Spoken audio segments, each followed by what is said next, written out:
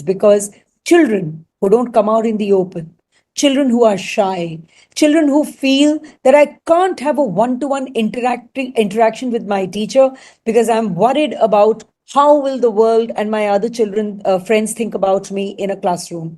They are the ones who have really gained in confidence. They are the ones who do a direct message to their teacher because they have a problem. They want to convey this to their teacher, but don't want their friends to know. So I think there are several stories, and we have seen the change in those students when they have come back. Welcome to the Learning Circle, the ultimate video podcast for educators and parents who want to unleash the full potential of children. Join us as we explore the fascinating world of learning with the help of thought leaders who will share their knowledge and stories with us. This is your host Kavleen Kaur, and I'm excited to take you on this journey. Get ready to be inspired, informed, and entertained. Hello everyone. Our guest speaker today is Mrs Amrita Burman, Deputy Director of Sunbeam Group of Educational Institutions. She is a passionate educator who believes that it is only through education that India's destiny can change. She has been associated with the Sunbeam Group for 3 decades, researching and creating the precept which guides the activities of 25 Sunbeam schools. For her work, Mrs. Burman has received several awards, including the ALBERT EINSTEIN Award for Research in Education. She has been a guest speaker in a host of national and international conferences in the field of education and has authored books for schools. Ma'am, it's really an honor to have you here on our podcast today. It's equally an honor for me. Thank you so much for the invitation. Thank you, ma'am. So we'll begin today's discussion. In your journey as an educator, you must have witnessed evolution of technology in various realms of education. I would request you to share a story about a moment where the use of technology brought about significant changes in students' learning outcomes, student engagement, or the way the teachers were delivering the lectures. So actually, it's very difficult at this stage with so much of technology having pervaded our lives to talk about any one story. But I do want to mention about the fact that we've been really taken up by technology all over. And that's nothing really new. Technology has been a part of our lives for a long time.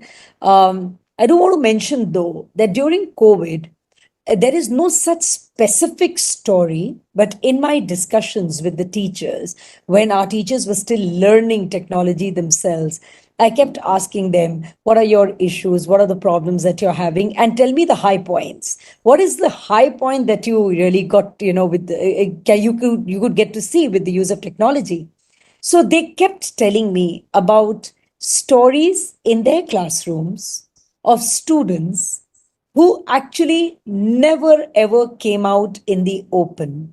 Teachers used to struggle in a classroom situation because the children were shy, they would not come up to speak, etc. So they were telling me stories about children taking names, about students that, ma'am, for years I've been trying and really struggling with this child who never spoke a word, hardly anything, maybe individually when he got the opportunity with me only as a teacher. But when we take our online classes during COVID in particular, this child is the first one to raise his hand. This child is the first one to come up and speak. So I think with online classes that I'm talking about right now, of course, it's comparatively much lesser. We are more into the hybrid format. But even now, I encourage certain online classes because children who don't come out in the open, children who are shy, children who feel that I can't have a one-to-one interaction with my teacher because I'm worried about how will the world and my other children friends think about me in a classroom. They are the ones who have really gained in confidence. They are the ones who do a direct message to their teacher because they have a problem. They want to convey this to their teacher, but don't want their friends to know. So I think there are several stories And we have seen the change in those students when they have come back after COVID. So, if we have stories of children who may have actually gone into their shells because COVID impacted, etc., there are a lot of such discussions that are happening. There are several stories of many children who have actually come out of their shell because the screen in between made it easier for them to interact. And that was thanks to technology. A direct message cannot be given in a classroom. You need to wait for free time of your teacher, which is not very easy to do, you know. But in a classroom situation, on a Zoom, on a Google Meet, whatever, you're directly messaging your teacher, and the teacher is directly replying to you, giving you confidence. So there are stories galore about this. Right. So that is very true that technology is so pervasive that there may not be a single movement, but several such cases where uh, children who have not been vocal have come up in online classes.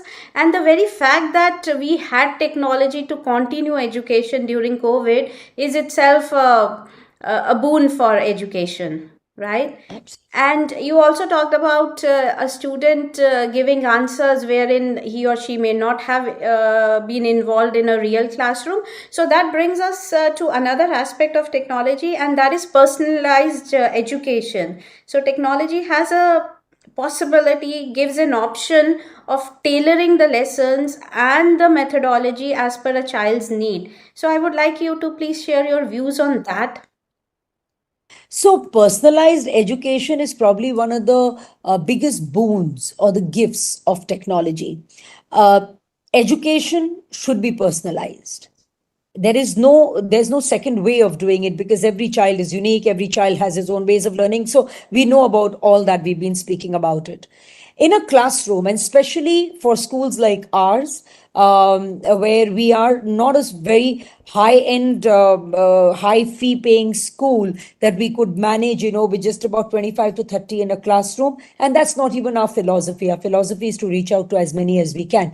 So in this situation, we have a balance about 40, 42 kids in the classroom. The teacher also dreams of giving personalized education, but she can't. The fact is that, as much as we may say, in high numbers, giving personalized education is tough.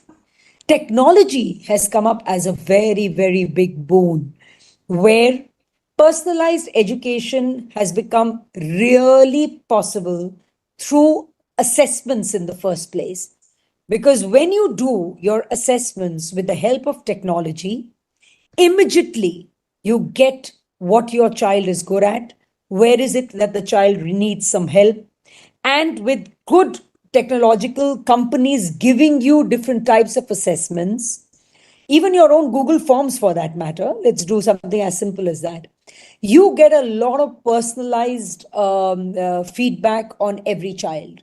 You know exactly where the child is lacking. Now, this has helped the teachers in knowing where are the gaps in their teaching. Where is it that you may have taught to your best, but still the child hasn't understood? What is it that you need to redo in the class so that your child is more comfortable? So, I think one has been the assessment part.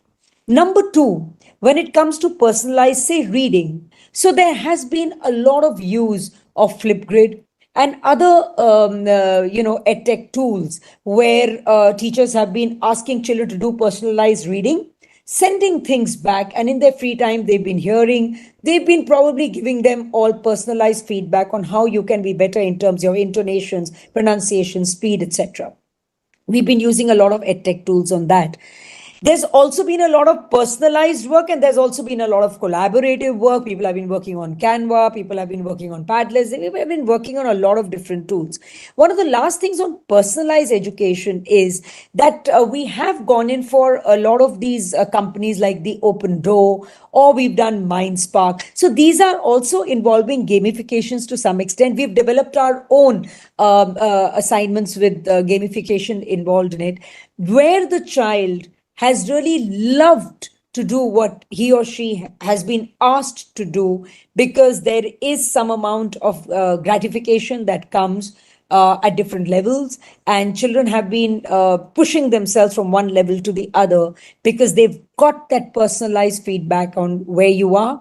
Oh, you're here, great, but I think you need to do a little bit more to come to the next level. So the child does a little bit more, gets his gratification, goes to the next level. So it is a lot of personalized work that had been done on assessment and also mainly on the reading part, because I think the online tools are best suited to these two aspects of academics compared to the others. Not that it's not there in the others, but then mainly on these two. Yes, so these are, thanks for sharing these examples. Assessment, of course, is one key area where technology has always been, used for quite some time now, and reading also is really picking up.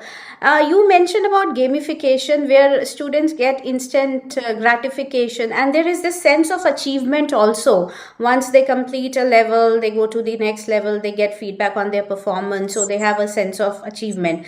And also, do you think that these platforms help develop critical thinking and problem solving skills also? Because the student is sometime, they have the platform, they are learning on their own, they are creating something, building something. Of course, teacher is more as a facilitator rather than holding the hand. So a child is developing his or her own problem solving skills as well. Am So I I right think, to assume that? yeah, so I think when we talk about gamification, and especially the kind of stuff that we do in the school, it is all based on certain tasks to be done, a question that has been asked, a case study that has been given with your reply to it, your assessing and reply to it, for example, answer to it. So when you create the right situations, which involves some problems and children have to look for a solution to it, or there is a good question that is put up to the child, once you create the right kind of questions or situations, on its own, it becomes problem solving where the child has to obviously use critical thinking and therefore hones the critical thinking skills, because it's the way that you present things to your child. Do you challenge him enough? Do you give him a situation where he has to apply his mind at a higher level? So, critical thinking, problem solving are in fact very important part of gamification, because I've asked you to do this. Once you have achieved it at this level, when you have been curious, you've been inquisitive, you've been solving your problems, you've been critically thinking, you've achieved this, we push you to the next level. Similar skills are again being honed at the next level. You obviously get your gratification from to move from one level to the other. So I think it all depends on the kind of problems you put in front of your children, the kind of questions that you frame, how much you push your kids. If your questioning skills are good, your children's problem solving skills, critical thinking skills will keep getting better and better. So it depends on the levels of the teachers on how can they create good questions. So it's not about the answers, it's about the questions that we create. And that brings us to the role of educators in this overall scenario, wherein there is so much of dependency on technology, but the role of educators is also equally important, maybe more important, because they have to guide the children in using the technology correctly. And with AI, there are some fears of jobs being replaced, even some educational roles being replaced. So what do you think is the role of educators going forward with all these technological advancements in education? And how can educators make themselves more relevant, more involved in the child's education? So I don't really feel that there will ever be replacement of a teacher. The role of a teacher will change, has changed already to a large extent. I know in my own institution, Certain teachers during COVID found it very difficult to cope, despite the fact that we started really helping them, handholding them, teaching them technology. Many of them really crossed the line and moved from one end to the other and became very good with technology, took up the challenge, but many couldn't. The ones who couldn't, we didn't really replace them. We were not cruel. They themselves felt that they were not now fit and couldn't manage and possibly moved on. So the fact remains teachers will never be replaced. But yes, the role of teachers has changed, will keep changing with the advancement of technology. So those teachers who are learners, who have embraced technology, in fact, used it to their advantage.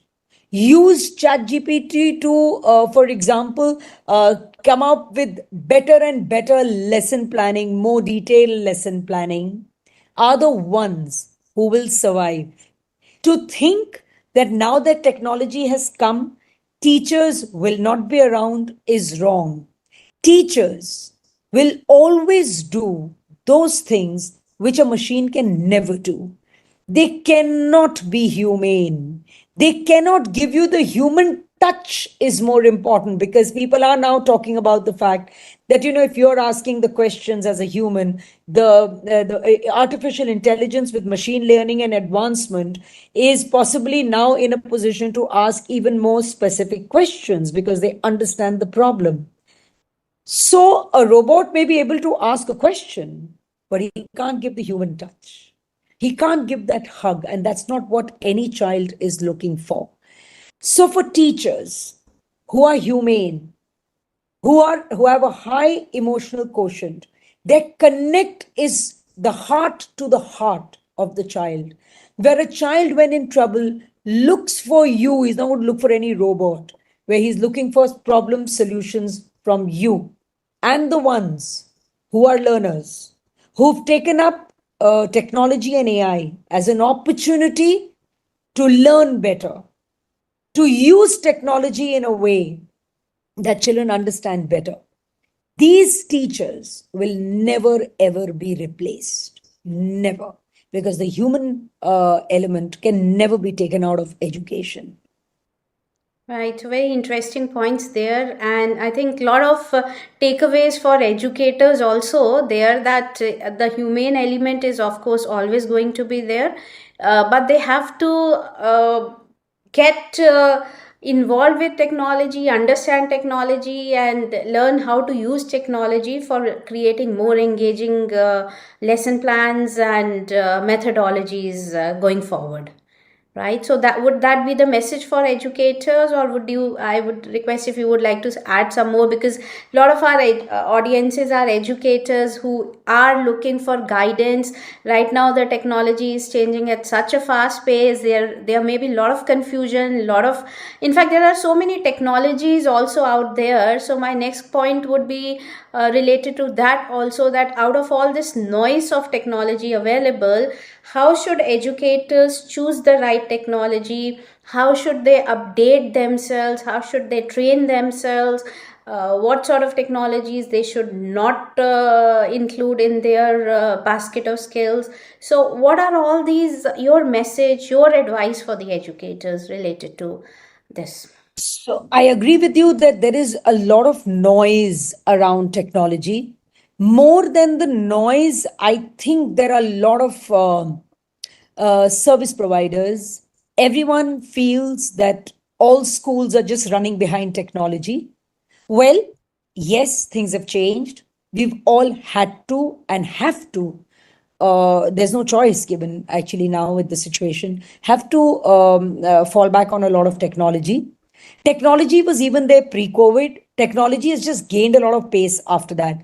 And I'm happy about it because the changes have come up galloping. It wouldn't have happened at such a pace. So, what the problems that even I face as an educator in this whole noise is, it takes away a lot of my time. It takes away a lot of my constructive time to be with students or do certain things which will never go out of education, connecting with children, really finding out what they need. So I think what I have started doing is, it's very important for us as an institution to know what and where are we going? What do we want to do? Where are we going? When you know what's your need, the need of the institution, then you will look for the right service providers, because otherwise everyone is actually trying to sell you the same thing. Let's take a very small example. ERP.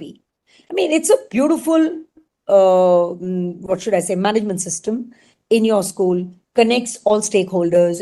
So I don't want to talk about the benefits of ERP. Everybody is using it now. But the fact remains, if I know I'm a school not using an ERP and I need it because I need to connect, I need to get everything on one platform, I need to be teaching on that, etc., I will then only look for those service providers who are good in this field.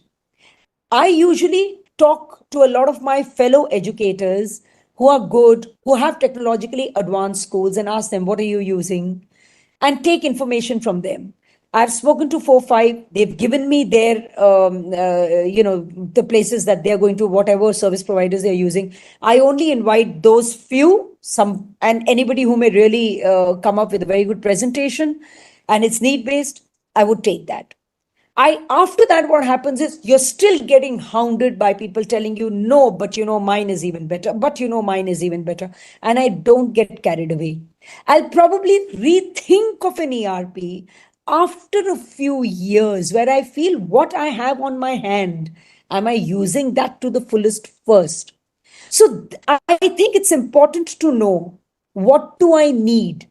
Your selection should be the best few and choose out of them. And don't go behind everything, because it is not only noise, I think it takes away a lot of your precious time, which you could be using to do something much better. So that's how I handle a lot of noise in this field. That's how I handle it. Yes, so that's a very, very interesting and useful advice, because I think, yes, there are a lot of service providers and they are all pushing and saying that their solution is the best.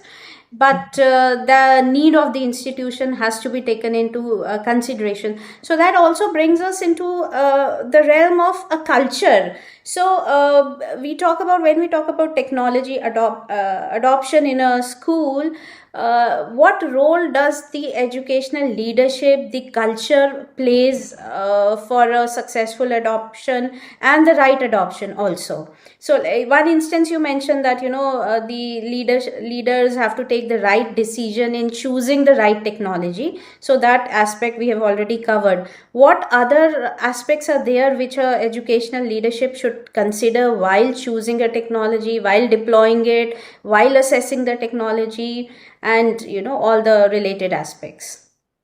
So I think to bring about any change, like earlier also you mentioned what can be the message. So I'm just going to kind of combine everything. To bring about any change in the institution in terms of technology, since we are sticking mainly to that part, I think knowledge of the leader, first of all, is very important. Now, again, I'm going to take my personal experience. I may be not the best in technology myself, all right, but I have a youngish team. I have a team that's very well driven. I have a team who knows. So it's very important for me as a leader, number one, to have a vision that to take my school forward, I don't have a choice but to go ahead with technology. I think that's very important, because that's where we say it's the need based part. I need to understand it's the way forward, because if I don't understand that, and because I'm not good at technology, the institution won't improve. So that's not the right way. So one is have the vision right. Number two, if you don't have the skills, you may be not the best in technology at that position, because most of us are obviously on the other side of our middle age. We are all middle age and we may not be the best at technology. Then get your team together, let them lead, let them tell you, the ones who are working in the institution, that this is our problem and we think these are the few service providers. Get in touch with a few more. Please try and speak to other educators. But let's get these service providers on after a recce to give us, their presentation as to how we should take it forward. With that, so take your team into with you. So you have to be ready for a change. You have to be ready for a fact that certain other people in the institution know much better than you. Let them take leadership in this. You can just play a role being at the back, supporting them, listening, understanding also to whatever extent you can. It's not that we can't manage that. I think all of us can manage that much. We may not be good at technology, but we understand the need and the solutions that can be provided. So your own exposure is again very important, because that is going to make you understand that there are a lot of technologies outside, and you have to keep pace with the time, make use of your team, and then bring about the changes in the institution. Because if something is there for the benefit of the system, it has to be gotten, and we as leaders have to be the facilitators for that in some form. We can't be the stumbling block in any advancement of the institution. Right, right. Hello. Yeah. Yeah, for a moment there was a break. We'll edit out this section. Okay. So we have been discussing about the usage of technology, how to choose the right technology, and how the educators and the educational leadership can take more involved decisions. Now, coming to the other end of the spectrum, there are some disadvantages, some caution to be taken into consideration when using technology. So, I would like your insights on this aspect of technology in education. What So, technologies to be avoided while choosing technologies, what and things like I would also request your views on ChatGPT that has really polarized the education world into huge opponents and people who really favor it.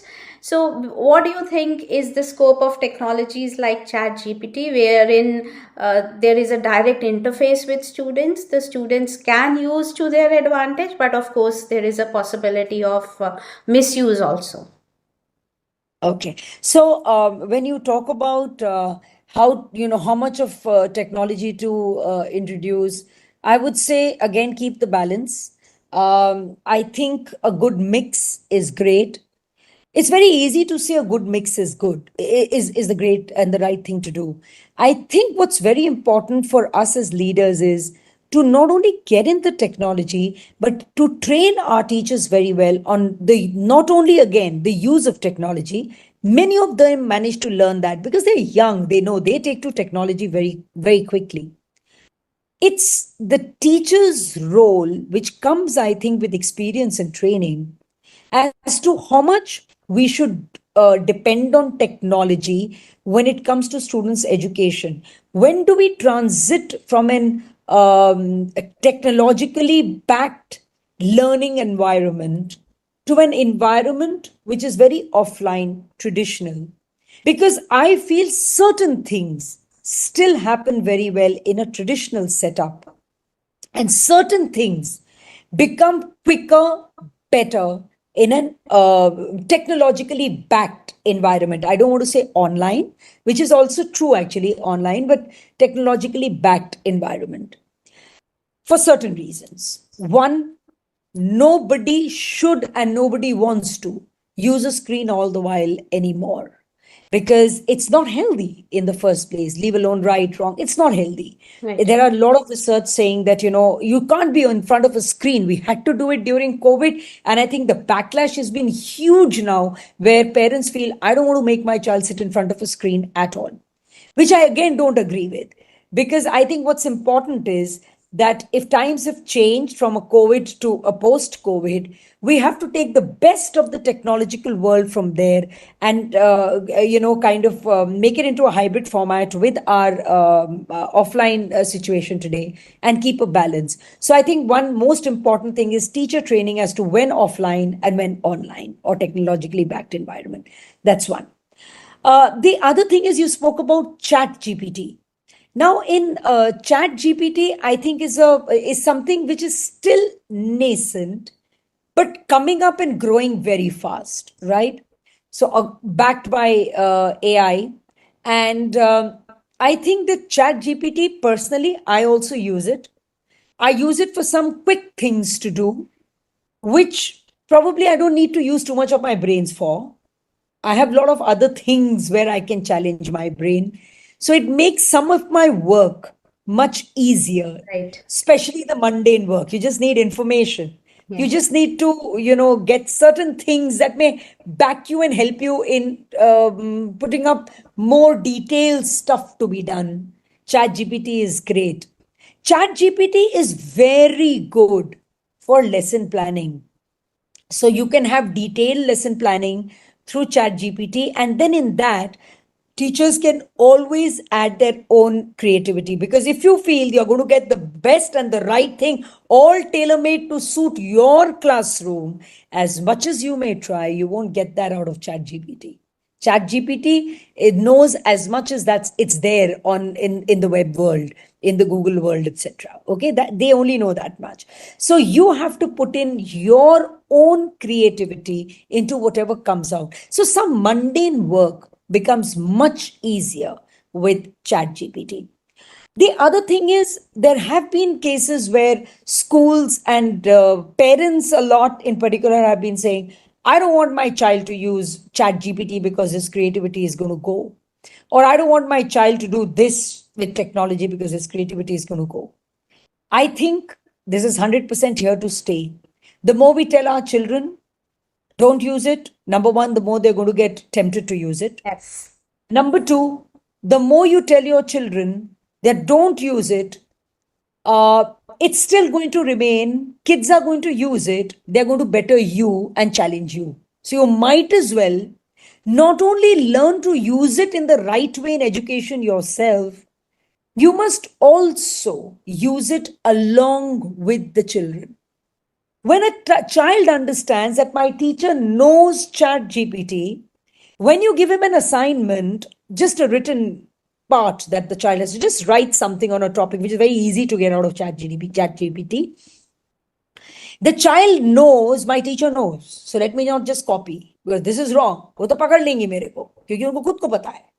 The moment you tell them, I know, I have already taken it out, and here it is for you. It is out of Chat GPT. Now I want you to give another perspective to it, change the end, improve on it, add your own personal example into it, your own experience into it. That's when you tell children that Chat GPT is not the end of the world. You are better than Chat GPT. You can do better than what a technological source can do for you. So I think collaborating with the children and using technology with them together will also give you the advantage of talking to them about how you should be safe when you use technology. It'll give you an opportunity to speak to children about the rights and the wrongs. The ethical use of technology will naturally come in when you collaborate with your children and use technology. So let's embrace it. Let's fall in love with it. Let's use it. Let's better it, better ourselves at it. And in fact, tell our children, let's work together, because sometimes they are much better than we are. And most of the times with technology, they are. So our skills also improve. The class grows together, teacher and the child included. And that's a wonderful, wonderful explanation of the current scenario wherein there is a lot of fear about technology and a lot of wrong decisions may also be taken out of that fear. But what you mentioned is a very beautiful way of integrating technology, letting children see what technology can do, but also helping them see that they are above technology. They may have a unique perspective which technology may not have, so they can always use technology, but of course add their own perspective, add their own creativity, their own judgment on top of it, because as you said, it is not going to go anywhere. It is always going to be there. It is going to be more pervasive. So why not, Yes. let children use it under your guidance, with your collaboration as an educator, rather than going out and misusing it and being affected by it. So that's a very And you summarize it very well, what the educators should do, what should be the approach to helping your students deal with technology. And AI is going to come into more and more spheres in the education domain, and not just the writing part. Like right now we have for chat gpt, what we are talking is only for the writing, but tomorrow there is going to be maths and a lot of other skills also. And you briefly touched upon the ethical aspect of technology also. So I think it is very necessary to sensitize children on the ethical use of technology, not just for creating their assignments or essays, but overall also, how to be secure in the online world. So all these aspects are very necessary, right? Yes, yes. So as an institution, and many progressive schools are already doing it and have been doing it for quite some time, because the fear when social media is all over, things are being misused. Children very innocently sometimes put up certain things, click on certain buttons. They don't even know. It's very important for us as schools to talk about this to the students, how you can be safe online. In fact, some time back, I was just reading about human trafficking, and we were talking about cyber grooming. How you could be groomed, and then somebody can just slowly come into your life, and you don't even know. Right. And you probably meet a stranger, and it can be the end of a lot of things. So, the whole idea is to talk to the children, to tell them about the safe use of technology. That's one. What you put up, even a pic, should be very carefully put up. Who's seeing it? Who are the people you are befriending? Don't just go befriending people because you feel that having many likes or having a lot of following in a virtual world is what you actually are, because it isn't. It should not give you any dopamine effect. It should not give you any high at all, because this is a virtual world. It's not real. So making good friends in the real world is much better than making friends in the virtual world and just looking for some thumbs up there. I think another important thing is, which you already spoke about, is what do you take out of a chat GPT? Are you really just putting in something, taking something out and presenting it to your teacher, which many of them are doing? Uh, Try and see to it that children understand the problems that are there with plagiarism, of just copying something and not putting your mind into it. Teachers should be able to understand their children very well. The moment you see it, you should be able to know, oh, this doesn't seem like my child's work. Ye to kuch gadbad hai. Right. And then conversation have a conversation after that with your children. And the conversation should not just be that this I know is not yours and things, but why did you do it? What do you think was wrong in my expectations? No, this is not the right way. It's not ethical to simply copy without giving any credit to anyone. You might as well tell me, I have taken this down from Chat GPT. I had no time. I have read it and just learned this much, and here it is. I think I'll appreciate you and respect you more for that, Right. because you've been honest and true to yourself, rather than just saying this is my work, but actually it is not. One of the last things that I wanted to mention is on the counseling front also. It's very important, because children are being trolled. Children are, all kind of messages go on, all kind of trash goes on when it comes in the virtual world, which can really impact students a lot. So I think always your counselor speaking to the kids about anything that goes wrong. A comment is put up, and then there are so many comments which are saying, yes, I agree with something which is not right, and it's impacting the child, which may drive the child to do something wrong.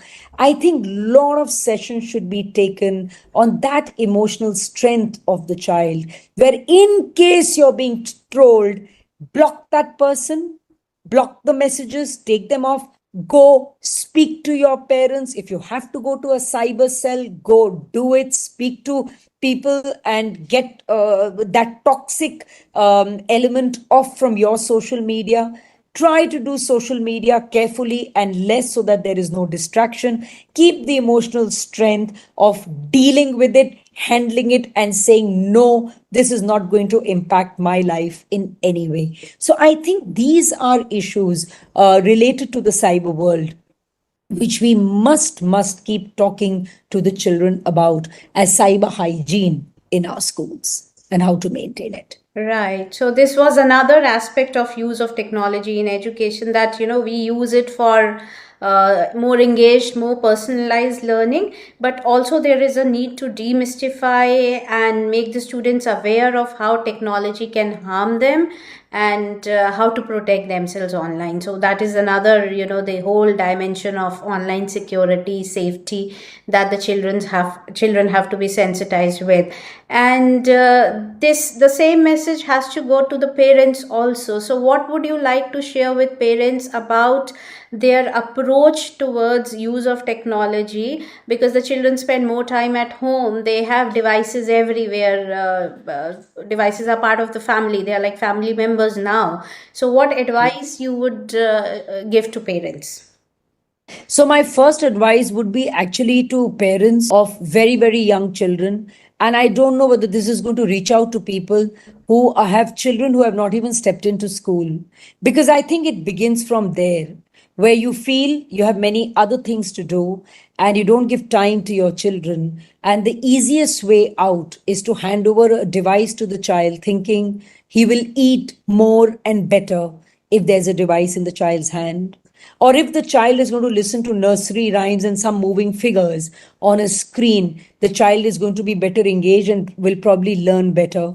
I think these are myths.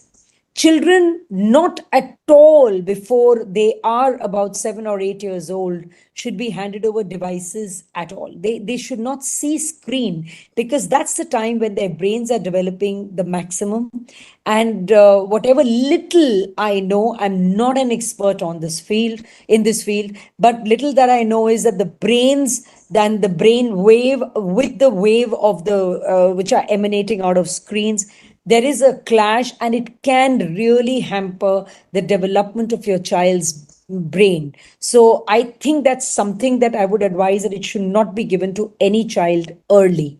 Because what happens is, as I said, to save time, etc., so we give it early. And by the time the child is even coming to school, he's already addicted to it. We don't even realize. So I think the addiction to devices starts from our homes. That's something we need to control. The other part is when children are growing up, we as institutions also say, okay, you have an online class, maybe once in a week, or I'm giving you this assignment. I want you to, do some research and give it to me, submit it to me online. Or there could be many other ways in which technology is being used very purposefully, the right way, by institutions. All right.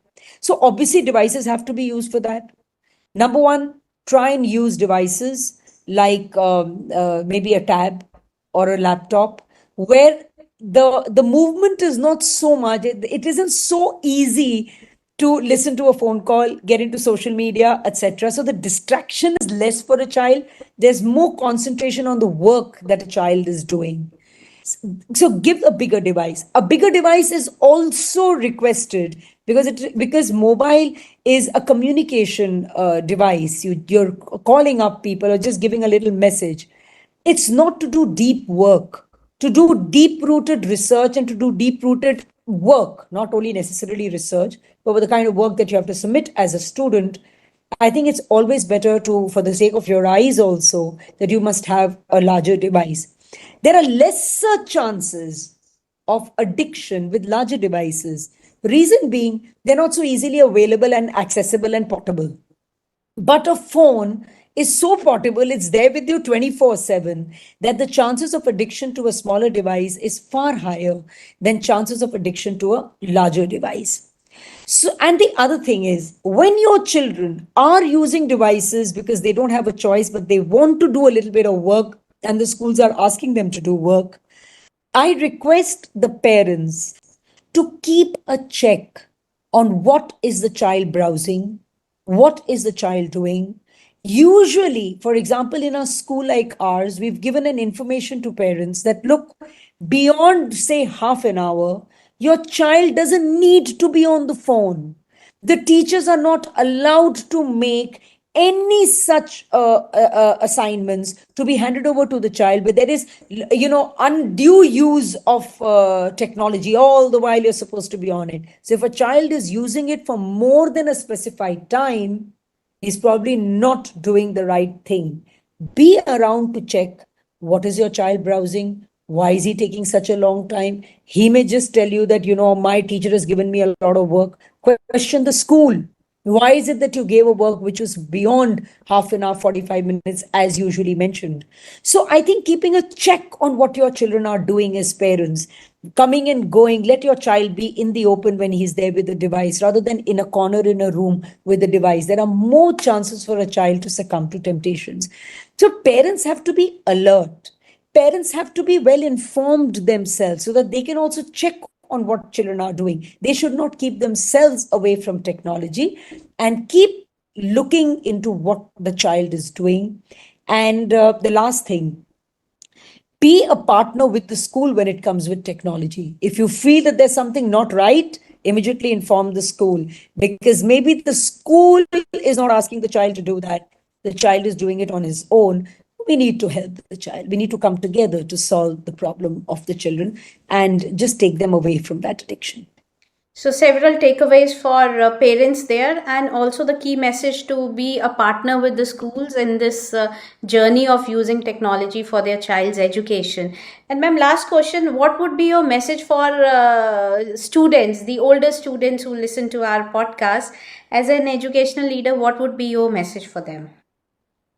So my message for the students is that I think you guys are brilliant. I think you think at a very different level. I just love today's students because I think they have very little agenda, which is negative. They have very positive agendas.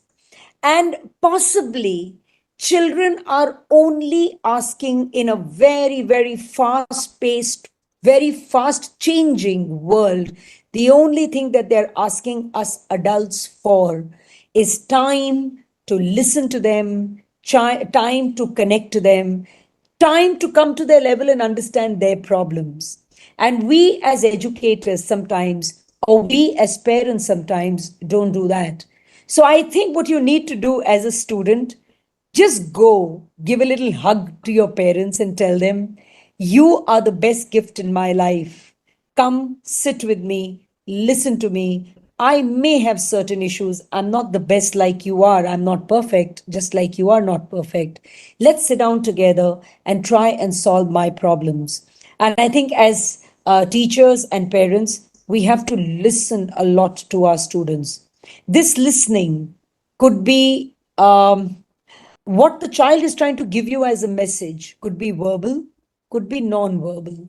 So we have to be very alert in looking at the signs of where a child needs extra help from us. And we have to drop everything and be with the child to help the child come out of any situation which could lead to an untoward situation tomorrow, and we may regret it. So I think my message to all three would be time, patience, love, and care is what a child needs, which no technology, no robot, no AI can't give and will never be able to give. Yeah, that's a very beautiful and empowering message to work on the connection part, which of course can never be replaced by technology. So, thanks a lot for sharing that, ma'am. One very last question, and that would be related to your journey as an educator. What, according to you, is the thing that drives you as an educator? What are your most cherished aspects of being in this field? So, what drives me as an educator is always the children or the system that I work for, the institution I work for. I love what I do. I love where I am. I love the children. So, what drives me is I keep asking myself every day, what can I do better, new, for the sake of the children? If I get a reply, this is what you can do and it's going to benefit the children, I just get down to doing it. And I think bringing a smile to every child's face, to make a difference to the lives of children and to all my team members, my teachers, my admins. If it happens that way, I think that's my driving force. That's my dopamine. Making a difference in children's life, making a difference in people's life. I'm but just a spoke in the wheel, but I try my level best to give something different, enjoyable. I love trying out new things. It's okay if I fail. There have been failures, but I learn from my failure. I take every challenge as an opportunity to better things, better myself, and bring out the best for the institution.